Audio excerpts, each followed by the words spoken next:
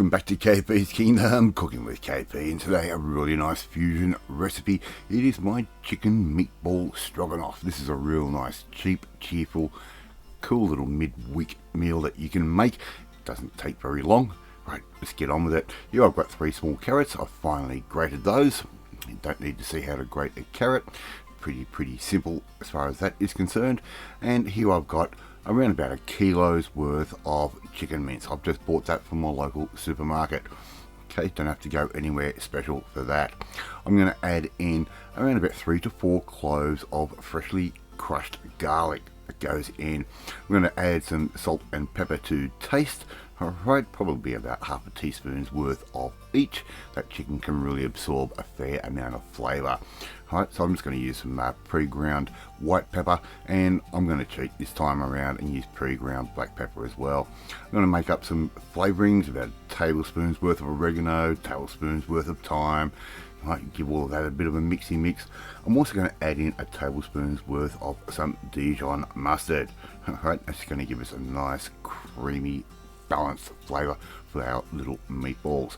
Right, in goes our Dijon, just like that.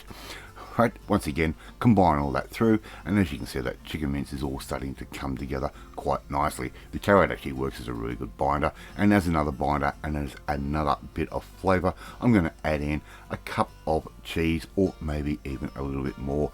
That's just store-bought, pre-shredded or grated cheese. Right, use the cheese of your choice. Okay, so add as much cheese as you like. As I said, about a cup or a bit more, doesn't really matter. Crumble that through if it is clogging together a little bit. It's just going to help everything mix through quite nicely. Okay, and if you haven't tried making your own chicken meatballs before, why not? They are so easy to do. Okay, so we've done all of that. I've got a small ice cream scoop, and I'm just going to scoop these out. I'm not going to make these a really heavy meatball. I want these nice and light. It is springtime at the time of filming, so we don't want anything too stodgy. We want to keep this a nice light dish. Right, so just keep going through and make up as many meatballs as you can out of that 1 kilo of chicken mince mixture that we have made. Right, and Mrs. KP has already got the oven on at about 180 degrees Celsius. These things are not going to take very long at all. They're going to take around about 10 to 15 minutes, and they should come out looking something like that. As you can see, a lot of the fat from that cheese has come out, but it's also going to give a bit of fat into those meatballs and keep them nice and juicy. I'm just putting those into an oven dish. Sorry about the fogginess. Mrs. KP didn't realise she had the pan so close to the camera. Alright, so we're just going to keep chucking those straight in just like that. I'm going to put the lid on just to keep them warm, and I'm going to put those aside until we're ready for our next step. Right, so far so good. We've taken up around about maybe 15 to 20 minutes worth of work. Here I've got 1 diced onion, a good knob of butter, probably about 35 grams worth. That's going to go in just like that. Really nice and simple. We're just going to soften those down until I go a little bit more on the translucent type side of things. Alright, and cooking with butter is going to give you a really nice classic flavour to this. I'm going to add in 300 to 350 grams of sliced mushrooms. Yes, I have been buying my mushrooms pre-sliced a lot lately. It's because of my MS. It just makes things a little bit quicker, a little bit easier for me, and eliminates the chance of me lopping off a finger. Alright, so I'm just going to soften those down, just like I'm doing right there. Probably around about sort of 5 minutes or so, and I'm going to just doing that on a medium heat. Now add in, again, about another 3 to 4 cloves of freshly crushed garlic. If you don't like it as garlicky, don't put as much garlic in. If you like it more garlicky, put more garlic in. Another tablespoon's worth of Dijon mustard. We are really going for classic sort of stroganoff flavours here. Put that in. That's going to start mixing up with all of our mushrooms and all the juice that's coming out of those mushrooms. And if you haven't tried making stroganoff before, why not? It's so easy. Tablespoon's worth of freshly ground black pepper this time. Right, not the pre-ground. The freshly ground is going to add in a really nice robust flavour. I'm also going to add in about a tablespoon's worth of, also 1.5 teaspoons worth of smoked paprika. That's going to go in just like that. And as you can see, the colours are already starting to change. We're really going after that classic type of look and flavour. About 1.5 tablespoons worth of Worcestershire sauce or Worcestershire sauce, depending on how you want to say it.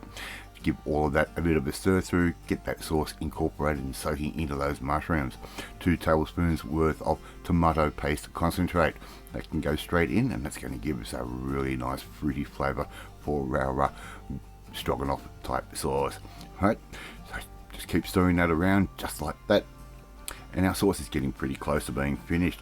About 1/3 of a cup's worth of red wine. Use the red wine of your choice. If you like a Shiraz, use a Shiraz. If you like a Merlot, use a Merlot. Like a Cab Sav, use a Cab Sav. It is totally up to you. I'm giving you the groundwork on this one. I'm going to add in 2 cups of sour cream.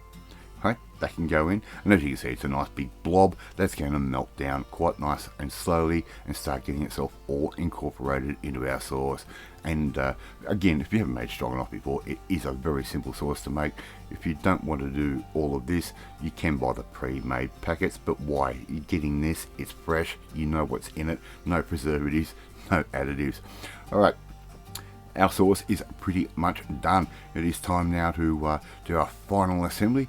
Taking our meatballs from our little space that we're keeping them in, just to stay sort of warm-ish. And all we have to do now is pour over our stroganoff sauce that we have just made. How easy is this so far? Alright, so make sure we get all that sauce in. Make sure that our fry pan is nice and clean. Right, don't try and skimp on that sauce. Get all of it in there, because this thing is going to taste absolutely amazing when we're finished. Right, so we're doing that.